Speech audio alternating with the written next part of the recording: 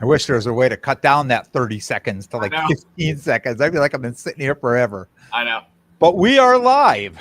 Welcome, everyone, to another episode of the Hobby Chop Podcast, the podcast for the people. I am Big Ken. He is Zip. Zip, how are you doing, my friend? I'm doing well. It's fun to hobby. I've had like a bunch of people reach out selling me some cards, and we got a cool topic I learned from one of the people that sold me some cards this week. So I'm excited. I think we have great topics to talk about tonight, so I can't wait to get into those.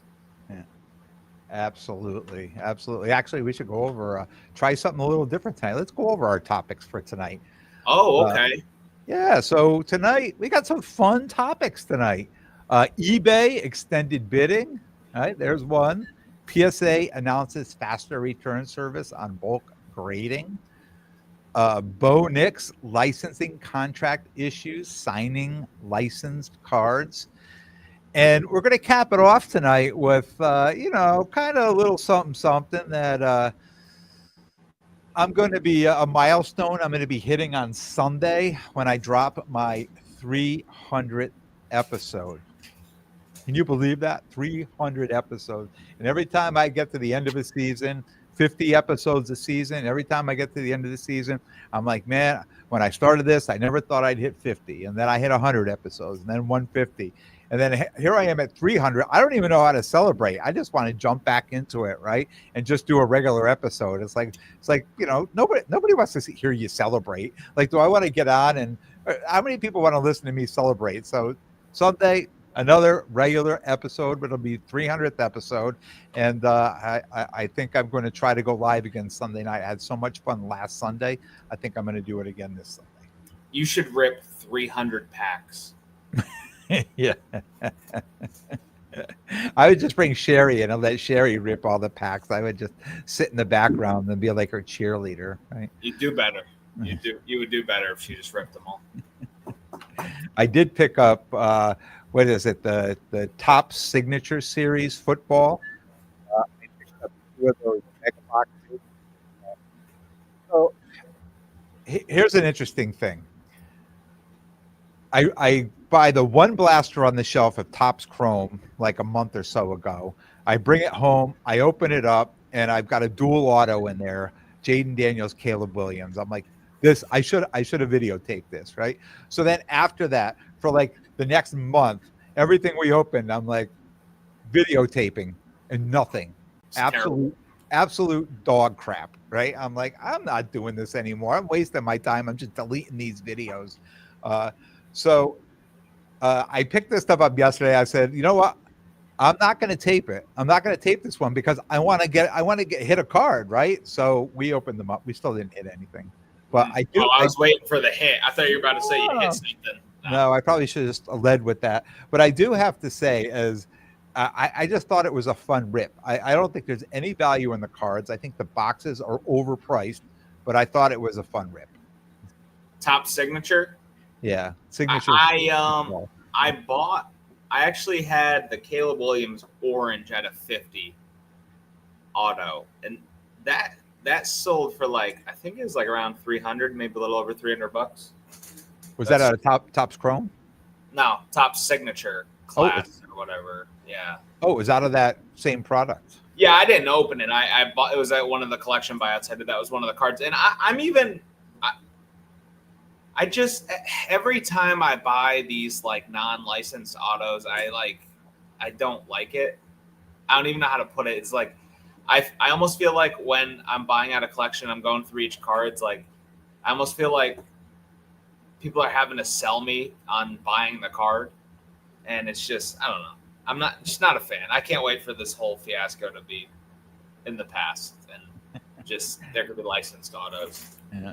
You know what? It had been so long since I opened anything. I was actually like going through withdrawals of opening any product.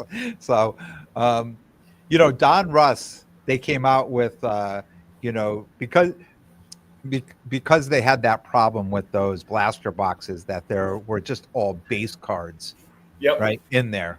So they came out like they substituted that product. So they just came out with another, shipment or another drop of John Ross, these light blue boxes. And I was watching people open them, and the first 5 packs are the same 5 packs with no hits in it, just all bets in it. Then there's one pack with all the hits in it. So they just took the product, they left 5 packs because it run out, and they dropped, like a hot pack.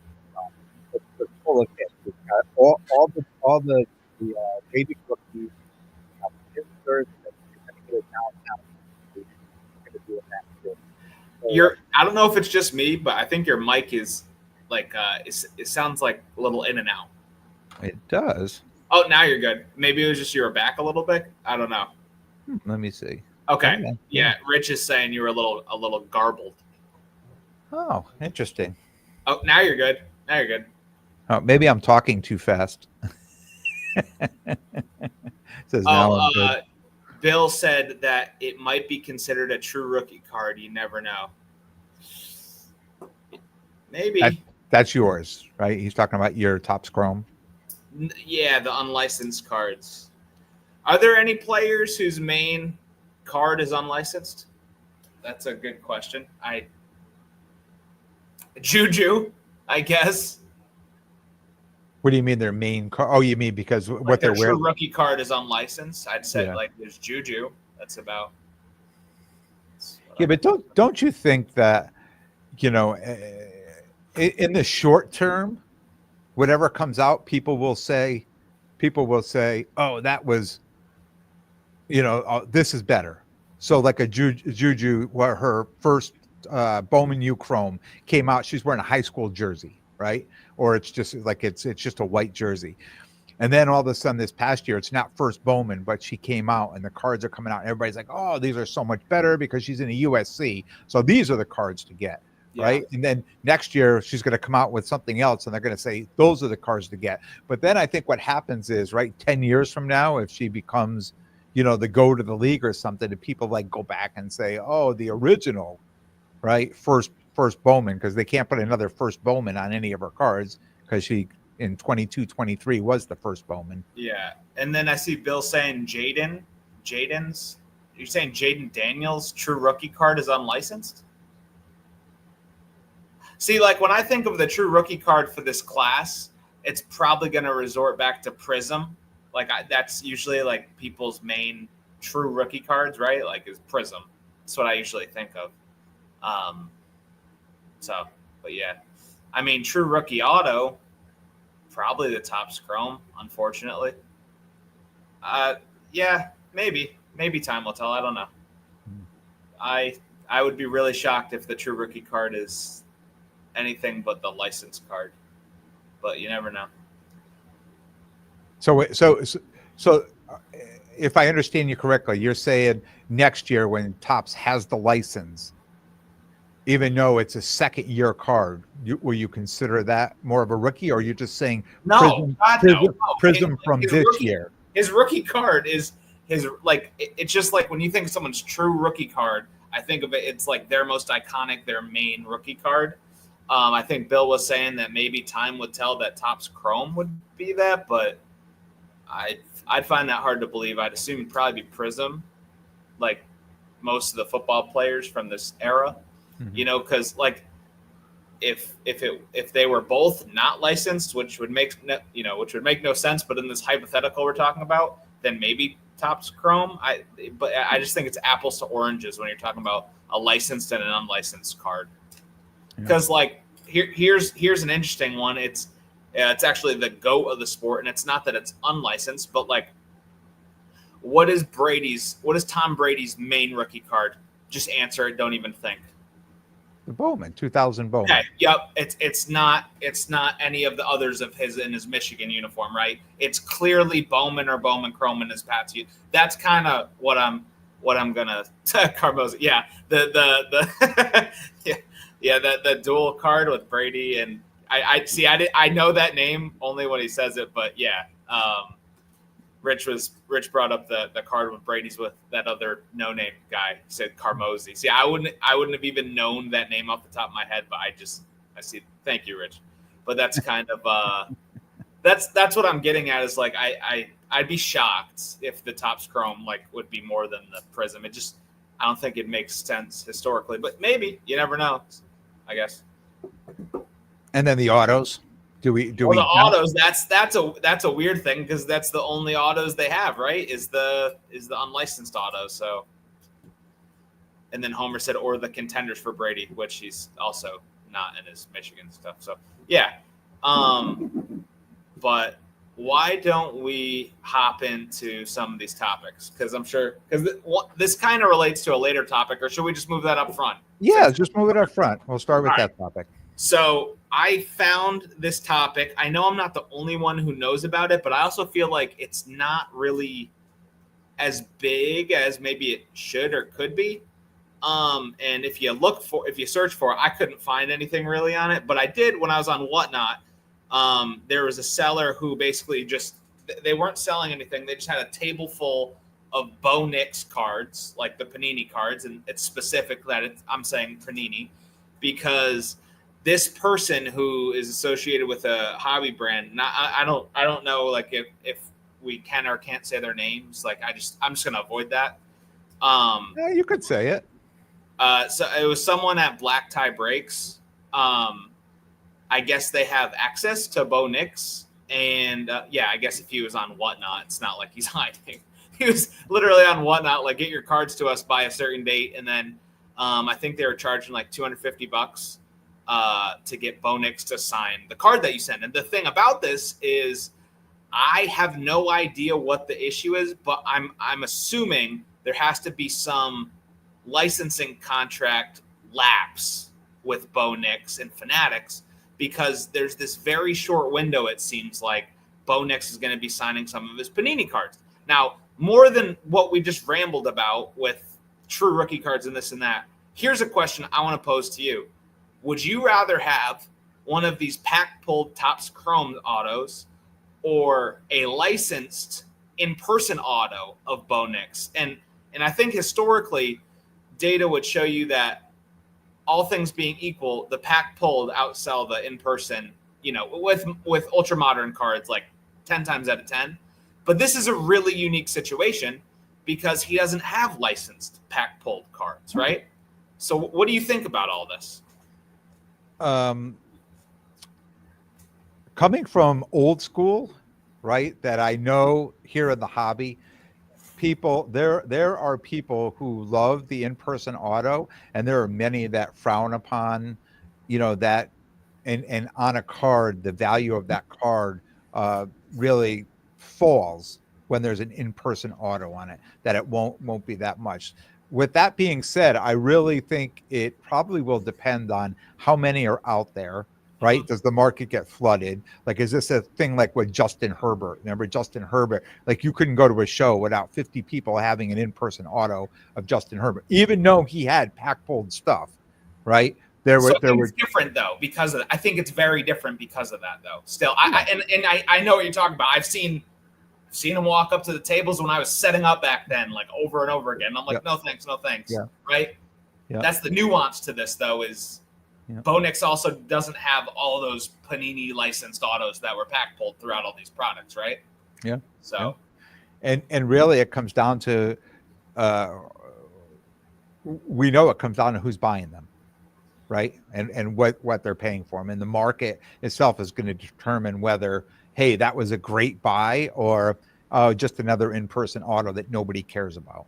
Yeah, and I think something that could also play into this too is how quickly that Fanatics deal then gets wrapped up.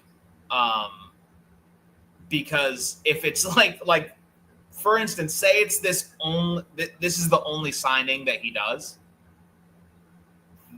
then they're probably going to be worth something because there's a story beyond just Bo Nix. It's it kind of, it explains this issue with licensing at this point in time in like hobby history, if you will, right? Like that's kind of a unique story too that it's talking about. Mm-hmm. And I think too with the NIL stuff. I mean, what we're dealing with now is with this NIL, where these players are being paid now for that. We haven't seen that in years past. Right now, over these last few years, with all the NIL deals coming out, and they're signing contracts. And I think what I was trying to look up, do a little research on this topic. It looks like his NIL deal is overlapping, which is letting him sign these cards. It doesn't prevent him from signing these Panini cards. But once that deal ends, then he won't be able to sign these. So that's where this little overlap is coming in. And yeah, I mean, if I was thinking I had a chance for something like that, I would definitely take it, and even if I just put it aside to wait to see what would happen with it. Rich just said, "You want to put that comment up?" Yeah. Yeah. I just searched, and apparently Steiner Sports has these for sale on their site, $409.99 for a base Prism that is Beckett certified. That's unique, right? Like, so say, like, I'm sure people will start sending out, a little bit better cards than that, and if they actually get them graded and auto graded, who knows? Who knows what they'll sell for then? That crushes me when somebody takes like these base cards and like, if you're gonna do it, like, let's go all out. When I was getting Flaugier Johnson, I went out and found her absolute best card, right? This true gold, and said, "Here, sign this."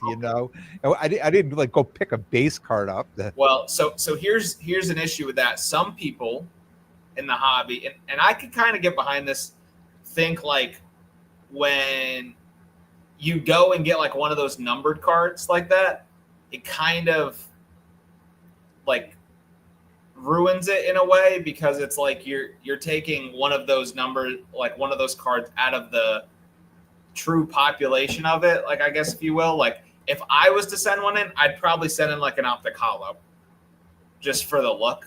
But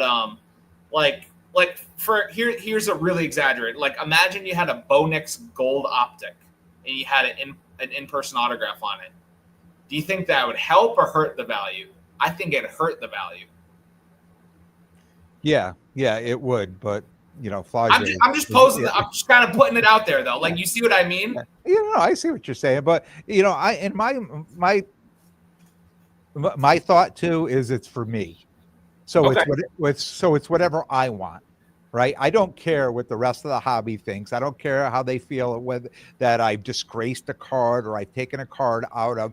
It's for me. And that's kind of what this hobby is all about for all of us. Right. It's what we want out of it. And for me, if I'm going to get somebody to autograph a card, I want them to autograph like a great card, a big card, like, to me, because that's important to me. And I think other people would feel differently about that, but am I selling that? No. And that's probably a difference right there too. Am I having them sign it so I could go sell it to someone else? Then I would have to think a little differently. What would other people want if I had this done? But if they're going to be sitting right here in my office on a shelf, it's what I like. Well, I was just going to say, is how many people do you think are hustling to get their cards out that's facilitated by a breaker, that it's just going to go back into their PC rather than show up on eBay or sold, right? Like, what do you think the end user is for a lot of these cards? It's probably not the people who are sending it out to get autographed. Yeah. And I also think it's probably a good opportunity for them while they're getting these cards autographed to flip, maybe. Yeah. So would you, if you had the opportunity to do this and you had one of his Prism Silver, yeah, would you say, hey, have them sign this instead, or are you okay with the base card's signature? So do you want me to answer that as like, if I, like, am I doing it, or like hypothetical, what would I do? Well, it's a hypothetical, but I know you wouldn't keep the card. You would do that for the card. I wouldn't even send it in personally. And I think it's a good opportunity. The reason I wouldn't do it is I don't think there's enough. It could flop. It could flop totally, right? And also, like, I'd rather spend my money in more true ways that are gonna bring back an ROI than sending it out to get autographed in this peculiar way. So the second part of this question is, now that you said that, do you think you've wasted the value of the silver prism having him autograph it, that the autograph will take precedence over the actual value of the card? So still that's unique because honestly, I don't. If I had to like make, if I had to guess, I think it would have to depend on how. I really don't know. That's a good question. That's tough. That's really tough. What do you think? Because I could see it going either way. Yeah, I think it would reduce the value of the silver prism, and it would just become about the auto on the card. I don't think anybody would care that it was a silver prism, just like nobody cares that my Flage is a gold to fit number to 50, that Okay. it's just an in-person auto, and that's the most important part of that card. So when you compare those two, I think the opportunity for the non-numbered card for its value to be increased, there's a higher chance of that happening than a number card having that value be increased from the auto, if that makes sense. Yeah, 100%. It also could be because the non-numbered card, like the silver, is cheaper too. So like the auto could bump that more than like say a true gold. Like what would that do? Like it could hurt it, or it could help. I don't know. This is also, Ken. I think this is like the first occurrence of this happening for Fanatics and Panini. Like, so it's kind of uncharted territory. And also, Bo Nix is probably like what, the second most hyped quarterback in this class right now. Right now, Yeah. I mean, it's legit. It's something that like I will be excited to see how these cards perform, and I think we should look back on it and see what happens. We got Rich. We got Zwiddlebug. So if that's the case, where's the value? The value is only in the auto. Why would you send in anything other than a base card? And that's kind of what we're getting at right now. So basically what I'm saying is, if I'm doing it, that card is for me. I'm not reselling it. But what Zip is saying, that most people that are doing this to resell that card to somebody else. Or at least trying to resell it. Yeah, and I think most people too. I think most people buying that, or it's a buy, it's a hold, it's a sell. I'm sure there's a percentage of true Bo Nix collectors out there that say, I want this card, and then I think we have to look down the road, right? And where does his career go? Is if it's a Patrick Mahomes on there, right? That becomes more valuable. So we don't know where Bo Nix is going. We understand this situation here, and I'm just curious if there's some other quarterbacks thinking, do we fall in those cracks? Like, can we get that stuff done too? Did he figure out something that nobody really looked into yet? I'm for the sake of content, and maybe for a little ignorant optimism on my part, I'm going to go out and say that these cards are going to perform very well, because something that I think we're talking about and that we're overlooking again is that these are going to be his only, at least at first they're going to perform well. It's really going to depend how many they sign, but like if this contract gets wrapped up like pretty quick and he's not signing like thousands of these cards, they're going to be his only licensed rookie autographs. That's it. And when we talk about autographed on a licensed card, they're a lot. Well, yeah, I guess they're not. Well, are the autographs licensed or authorized, authentic by Panini? But anyways, when we're talking about industry or ultra modern, when there's really not a lot of rarity and scarcity, like for example, oh my gosh, let me pull this up.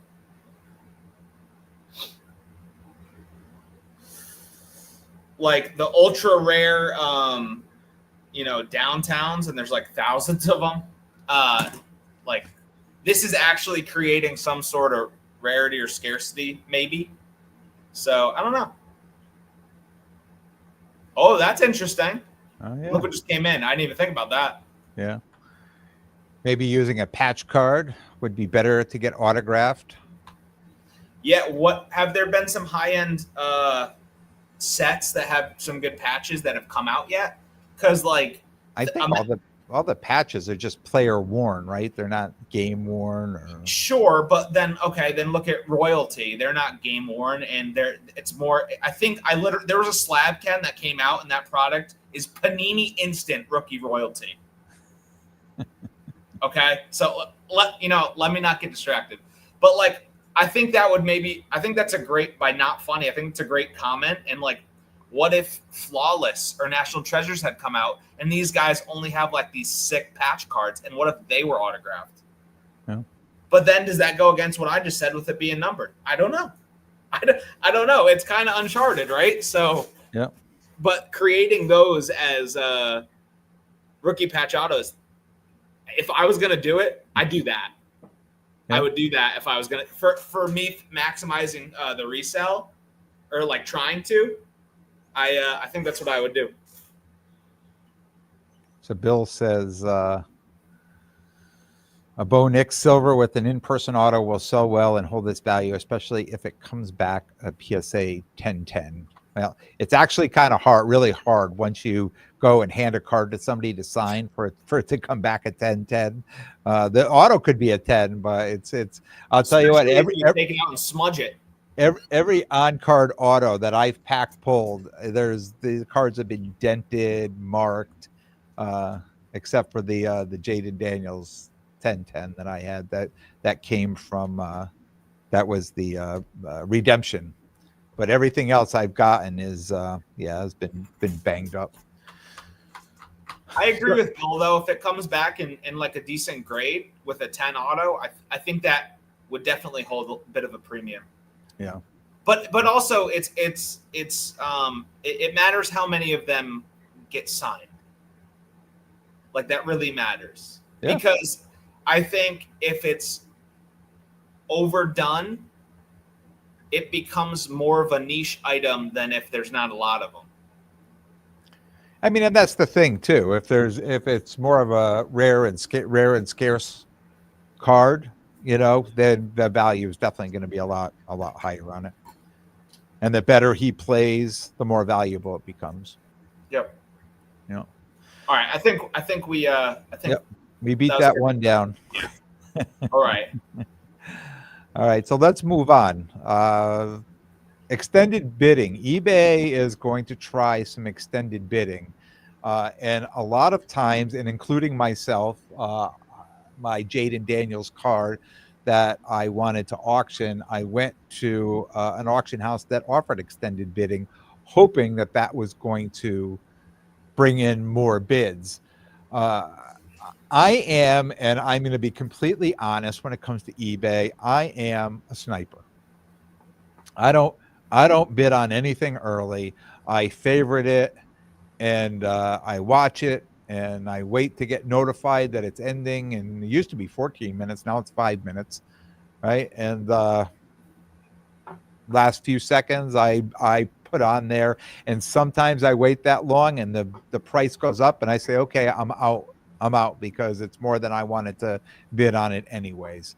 But sometimes on that, I feel like you put something in and people will just keep hitting and get that $1 over you. And I don't even want to, I'd rather not even be part of that. So for someone like me who wins some decent auctions sometimes, that by being a sniper at the end, this is going to change things, because they're saying the last 2 minutes, if there's a bid in the last 2 minutes, then they're going to offer extended bidding on it. They really haven't talked about, what cards, if there's certain value on cards, or how they're going to, determine, what's available for extended bidding. But I personally think it's going to, two things are going to happen. One, it's going to probably get their sales to go up, because we see a lot of cards, go really cheap and be like, oh my God, if I knew that, I would have bid on it. Or sometimes we fall asleep, which happens to me a lot, or I get distracted and I come back and I missed it by a few minutes. And I think the other thing too, it's going to bring more people have more people list cards up, knowing that could do with the extended bidding. We had this discussion before. I think they may offer that for a monetary value. Like if you want to do an extended bidding on it, click here, and we're going to add a certain few dollars to it, or a certain percentage of whatever the bid is over. I'm sure there's going to be some kind of monetary value for eBay, but I think it's going to help them, drive sales up even more. Yeah, and I think when you talk about Fanatics or any of the auction houses, the one thing that they don't have compared to eBay is the amount of eyes. They just don't. eBay is huge. eBay's been around forever, and you add extended bidding into the mix with them, and it gets really interesting. I'm curious to see, because the CLLCT collect the hobby news. They put out news articles. They wrote in that if there's a bid put in the last 2 minutes, that the auction would then extend another 2 minutes. So, but there's no parameters, like you had said, on like the value of the cards, because it could get annoying for like sub $50 cards doing that, right? I don't know what they'll do though. I'd be really interested to see, and I'm sure I'll have a bunch of cards at PC Sports Cards that will be in extended bidding. I can only imagine. And but overall, I think it's a good thing, because it's funny. I think back to selling the episode that we did when it was like, wow, Jordan, your auctions didn't really do as good as you thought. And it was, I really wished that I could have had them on eBay and done extended bidding. And what I chose between those two was the platform rather than extended bidding. And you chose extended bidding instead of the platform, respectively. And after my experience and seeing what happened to me, I get it. Because I've been a little gun shy, like sending bigger cards out to auction now too.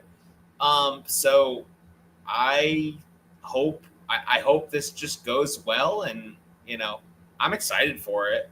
But also on eBay, it's fun. I've been buying a lot off of eBay lately, and what I've been doing has been the complete opposite. I have like my save search, like I just do in the parentheses, and then a bunch of commas of like all the player names I'm looking for, and then I'll search all those specific players, and I'll do like a maniac. I'll do newly listed, buy it now, looking for errors or good price cards that I'm targeting.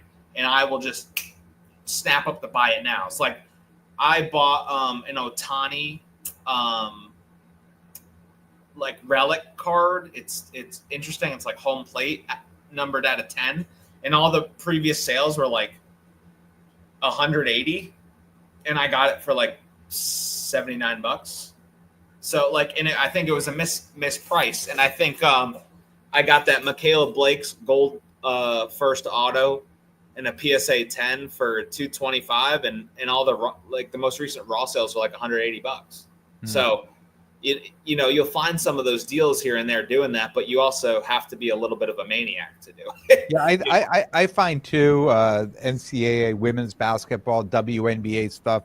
I find people putting a lot of stuff up that on there that I've gotten a lot of good deals that don't know the value, or think the value is 10 times more than what the card actually is, but I think you're right. I think if you called yourself a maniac, but I call it persistency. Like if you really are persistent on there, you could definitely find some steals and deals on there of things just spelt wrong, and things like that. And you know what?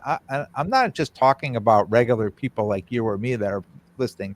I've seen, consignment companies putting stuff up with names wrong, and just bidding on it and being like, wow, I can't believe I got this, and I can't believe no one ever corrected the last name or the first name, or what the card actually was. So I also know I'm not the only one doing this, because Caitlin Clark is obviously one of the names in my search, and I think I sent this to you and Rich in one of our group chats, and there was a silver prism Caitlin Clark, just titled and priced as a regular prism, that I had in my checkout, and I went to hit buy, and it was sold for $20.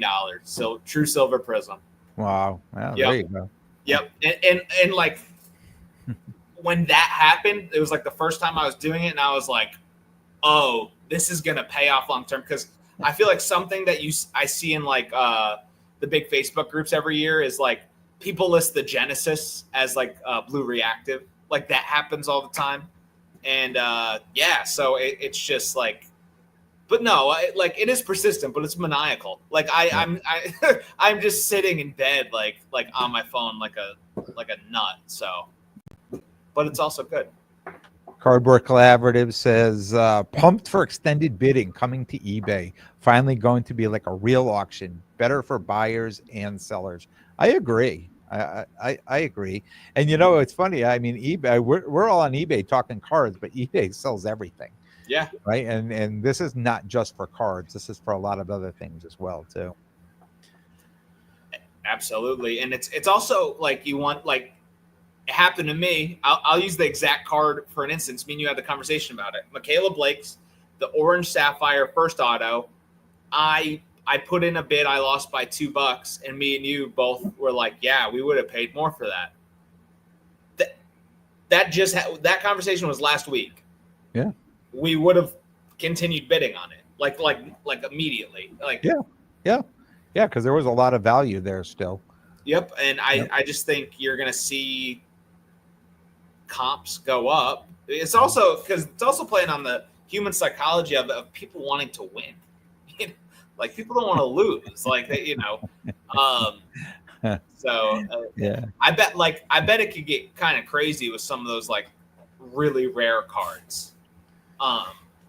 If you look on eBay, especially when it comes to cards, and I know Sunday night is the big night, the big auction night and stuff like that, but some of these cards that have super high sales, right, are happening on Friday and Saturday nights. Yeah. And I know people are, it's the weekend, we're having a few cocktails, we're feeling good, right? And sometimes you'll see a card, it sells like 140, 150, 138, and then 220. Oh, look, that was Saturday night at 10:30, right? Somebody just put like a monster bid on something, and all of a sudden it's that one sale that's super high. Yep. So as far as selling things, I always say I'll have it end if I'm doing an auction. I'll have it end on Saturday night and not Sunday. Interesting. Yeah. Well, there's probably Saturday night's still a good night, but it's also there's probably less competition than a Sunday night for sure. Yeah. Interesting. Then you're also hoping some people are a little liquored up to be buying their cards. Hey, I've done it, so I expect other people to do it too. Oh, so have I. Yeah, absolutely. All right, second to last topic, right? PSA announces faster return service on bulk grading. Yippee! But is this just because the national rush is over now, or they predicted it to be over? And we've seen this happen like the last 2 years. The last couple of months, June, July, May, people are trying to get all their cards in to get it graded so they can bring to the national. And then all of a sudden, stuff that we put in August and September is coming back in 30 days. Because honestly, better than me. You would know better than me on what people are thinking. Well, bulk has always been 45 days, right? And I know sending stuff in bulk most times of the year from September right up to March, April, stuff's coming back in 30 days. And too, you were using PC sports cards and you were saying to us, oh my God, my 3 weeks, 3.5 weeks, 4 weeks, my cards were already back, right? So most recently, have you been waiting on cards to come back, or are you still? I look, when Josh was on, I know he said, there's no favoring with the return times and this and that. I flat out don't believe that. I feel like the cards are coming back pretty quick, and like I've cross-referenced them with some people on like their personal accounts and how they're going. Like some of them are getting close to those days, but like, dude, I had a bulk order from research to grades popping in eight days, not 8 business days. A bulk order? Yes. Come on. That was the only one. Hey, come on, little bug cards. Be here with me. You and I both sent orders in April, and we were commiserating today that we're still waiting for these grades. So I don't know how you're getting it back in 8 days, and we're waiting months. I mean, all right, not regularly. I had one, but like I'm very happy with the return time through them. So I don't know. And also like since I'm not really in the show circuit and like talking to people, and I'm not like talking to people like you are, you know, at all the shows. Like I just feel like I'm doing what I'm doing over and over again, and I just have my head like I'm just under a rock doing what I'm doing. Truthfully. Yeah, so I'm trying now. I don't have my head under a rock. I'm jumping up and down on top of that rock. I'm sending cards any way I can there to see which is the best way. Not only the best way to see where I'm going to get the best grades, right? I literally had two, and I put it up in our chat last night. I had two Caitlin Clark cards. I had the orange cracked ice and the blue velocity, right? A 2-card order. It was the May special. The grades just popped, and I got a 10 and a 9. And I'm not sending cards in unless I'm 80 to 85% sure these things are going to gem. So still at 50%, still at 50%. So I'm wondering if I send 10 in, if I'm going to get 5 10s, right? I mean, all right. Well, you're talking about WNBA Prism, which is like one of the hardest gems that I can remember. So I don't know. 50% on WNBA Prism. Like, I know you only sent 2 cards in, but like, if you sent 20 WNBA Prism cards in and you got 10 10s, I'd say that's a win. Whether you want to be happy with it or not, I'd say it's a win. And especially if the other 10 were 9s and not 8s or whatever, you know, like. Yeah. Well, we'll see. We'll see what happens. You know, I've got over 200 cards out at PSA right now. So many orders out there. I have so many orders out there. I had to go back today and see like an order that I sent in at the beginning of March. I think it was like March 5th, if I remember the date. Yeah. And I forgot. It's still in research and ID. I forgot even what the cards were, and I pulled it up there. I was excited. Like I wanted to go shopping. Like oh my God, I had no idea I had those cards, you know, that are going in there, you know? So I was like, I hope these things get graded soon. Yeah. I honestly, I have no idea what I have out at PSA because I send out at least 1 order a week, usually 2 or, you know, maybe sometimes more, like grading orders. So I just don't know. I just keep sending it, and it's been working out decent. So what Bill just said takes at least 90 days for value bulk. I can honestly say I have not had a bulk order take that long ever. So you must be getting some special treatment, my friend. 90 days? I've never had 90 days. So you would think of all the cards I send in, they'd be like, oh, it's Ken. It's another order from him. Ken. Let's move that to the back. I feel like it would just be nice if they divided the country in 2, and they were like, you East sends to New York, West sends to California. Just yeah, well, they did talk about their Florida location. They're opening up a Florida location and a Texas location. So the Texas location, obviously a brand new one, but Florida, you know, SGC is right there. So I'm sure that they're going to be just using their facility in PSA because they're going to be grading out of there too. So I think that has a lot to do with them saying that they're going to, you know, be able to speed up the process. And again, I really think it has more to do with, I think they were slammed for the national. I really do. And I think they were slammed because they put, starting in January and February, they were putting these great deals out there, and people were just, you know, slamming them with so many orders that they got behind and they were never able to catch up. We got a big one here. Homer Sports Cards. He says, I had a bulk arrive today, went to research and ID on May 8th, and sped through grading and packaging in 2 months after being at the prior stage for 1 month. So this is where people. So 3 months. 3 months for him. Yeah, but the clock starts at research and ID, not arrival. That's so. I think that's where people are maybe, and Josh actually said that when we were like, what's something you wish people would know? It's that the time is research and ID. That's when it starts. So with that being said, you got it back in 60 days, door to door, roughly. Yeah.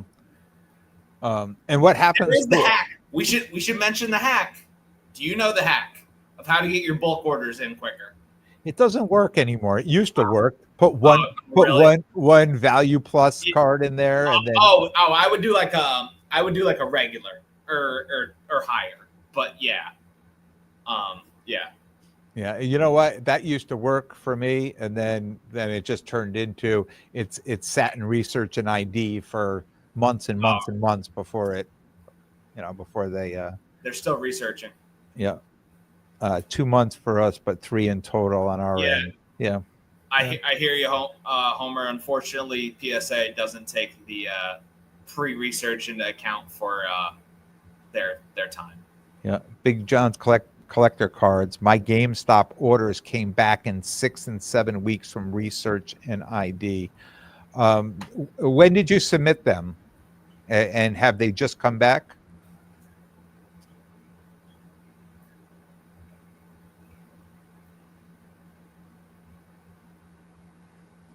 Waiting on Big John's collector cards.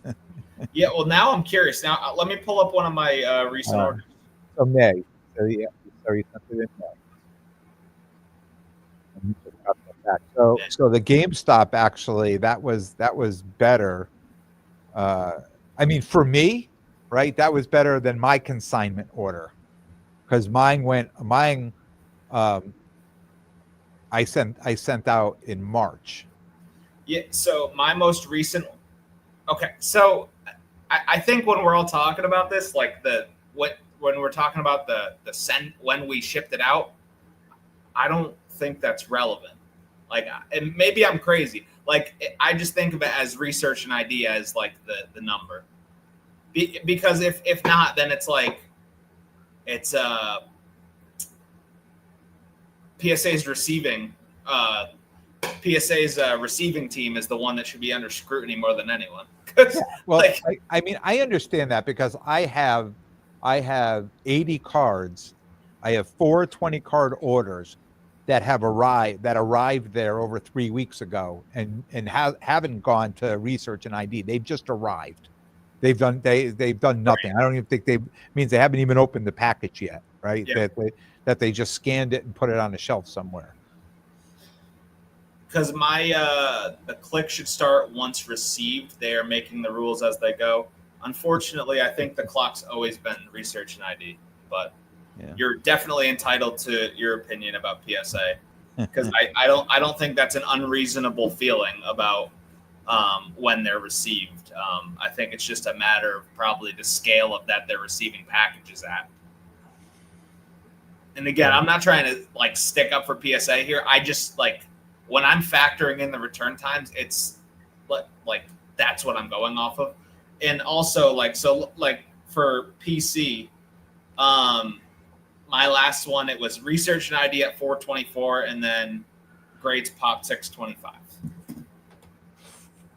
And that was a bulk order? Yeah. That's crazy. I mean, it's pretty normal for what they're doing, though. That's why I'm like, but also like you're talking. I can tell you I have 2 orders. I'm looking right now. I have 2 orders through PC, right? And not people probably don't care, but they received them on 4/18. Yeah. PC cards. Yeah. It moved to research and ID on 4/22. It moved to grading on 6/12. It went to assembly on 6/25, and it moved to QA check 2 on 6/27. Oh, so that's a bit slower than mine for sure. Yeah, and then my other order is received at 5/5 at PC, signed research and ID on 5/15, grading on 6/26, assembly on 7/3, QA check 1 on 7/7, QA check 2 on 7/8. Yeah, I don't know. Mine are not moving that slow. Yeah. I'll have to send my stuff to you to send in. Just send it on my account, and then I'll just take the profits. It's fine. All right. You want to talk about next week? Next week, 9 p.m. Eastern on Tuesday, we have Troy at M&TCards. He's going to be joining us on the live, chatting with everyone, and we're going to talk about what he does in the hobby, his content, as well as his journeys and adventures. And it'll be a great time. Another great guest that we're getting on. Yeah, I've been checking out some of his stuff. It's very interesting. It's just interesting how many people create content. Yeah. And I know you're just crazy at consuming content, and I try to, and I just seems like I'm never able to keep up. I try to keep up as best I can, but it's always exciting when like you bring somebody like this to my attention, and now it's like, watching his videos, like they're actually really good. I was actually gonna say I figured you'd really like his content. He does a little bit of everything, and he does it well, the content wise. Like I really like his he does like the PSA grading breakdowns, but I also really liked he was buying out a collection, and I think it was Seattle or definitely in Washington. And those long videos, they were similar to like I just watched an episode today that the guy's name is Ty. Not Hunting Cardboard. What? Oh, it's gonna drive me nuts. I love this show. You just fumbled the ball on the goal line. Chasing Cardboard. Chasing Cardboard. He does like the American Picker style almost of go into collections. I love that stuff. So Thank you. Thanks, Robert. Yeah, Robert put in Chasing Cardboard. Oh my gosh. I was like, that's brutal. But he fumbled on the goal line, but he jumped back on it himself. Yep. Yeah. Yeah. So we're going to have him next Tuesday night at 9 p.m., right? Yep. 9 p.m. Sunday, like I talked about at the beginning, my 300th episode. I can't believe it's here. It will be a regular episode, and then Sunday Night Live. Last week I was, watching my card at 9:30, but I jumped on and we had such a good time. I think we're going to do it again. Next Sunday night. So look for that. Anything else before we get out of here? Maybe while we have a few minutes, any listener questions? See if anyone's got any questions, comments, anything like that. And then if not, then we could just wrap it up. Yeah. But usually I feel like this is what happens, and then we get some good ones in, and then we're here another 20 minutes, 30 minutes. So see if anyone has anything at the moment. Keep up the good work. Thank you, Greg. Thank you very much. Appreciate that. Yeah. We won't keep you. We won't keep anybody any longer than we have to, right? People that I get the comments. They say some of the episodes are too long, so we try to keep them at an hour now. So I think this is a good time to say, hey, thanks for watching, thanks for listening, like, subscribe. And we'll be back next week, next Tuesday, 9 p.m. Special guest with a brand new episode. We have some questions coming in, Ken. All right, go ahead. And I think so. First for Robert, if you could pop it up on the. Oh, I can. Okay, sweet. Did you already talk? Yeah. Did you already talk about eBay extended auctions? Yes, we did earlier. Pretty much they're happening, and there's not a lot of information on it, if that's summarized up really quick. Yeah. And then what are your thoughts on the NIL cards and score and the NIL cards and score NFL? Honestly, I just heard about them today, but I also think it's pretty interesting. And what you had just said, I would also go with that should be what the Arch Manning auto is going to be a chase, obviously. Yeah. Like I almost feel like the rest, like the rest. The score is score. It's okay for like a week, right? Yeah, so that's what happens. It's all the rage, and until the next thing Yeah. comes out, and Yep. then and that was the thing. That's how they were able to sell the product like that, because it used to come out before anything else, and they knew people were just going to buy it because you wanted to buy something, you Right. wanted to rip something. So, so he's asking me. The Jaden auction ended last Sunday night. It ended $3,400, somewhere around there. So, I mean, an average price for that card. Now, I was hoping it was going to go higher, but I can't complain. It's it was the average price. We got. Are you just ignoring questions? Just ignoring you, Rich. Any Connecticut shows before the National? Well, yes. Zwittlebug Cards has a show on Sunday in Hamden, and Danbury show the following Sunday, the Sunday before the National. So those are two local shows. Zwittlebug Cards, myself, and one half of Bill and Billy, young Billy, are going to. Are you going to Causeway on Saturday? Me? Yeah. No, because I have my residency this next week, so I'm just spending the weekend with my family. Yeah. Yeah. So I'll be at Causeway TD Garden on Saturday. Really curious to hear about how that goes. Yeah. So this will be my first July show there. So I've done the September show. I've done the January, like the November, the January, where they do it in different places, right? It's at Gillette Stadium, it's at Fenway Park, it's at, so this is my first time doing a July show. So I'm hoping it's going to be a good show. So we got a bigger question for a different show. This is a bigger question for maybe a different show, but I'd love to get your input on the tax changes regarding gambling losses and only being able to deduct what is it, 90% of losses. I know nothing about that. I think that the Hobby Chop's advice would be to talk to your accountant about that. Yeah. And don't gamble. And also, if it's the hobby, it's a hobby. It's not gambling, right? Yeah. Well, you know what? I mean, when it comes to gambling, you can always, deduct all your losses. If you have wins, you can deduct all your losses. So, again, I'm not an accountant, but I know a lot of people who they think losses is ripping wax boxes that don't have anything inside. So,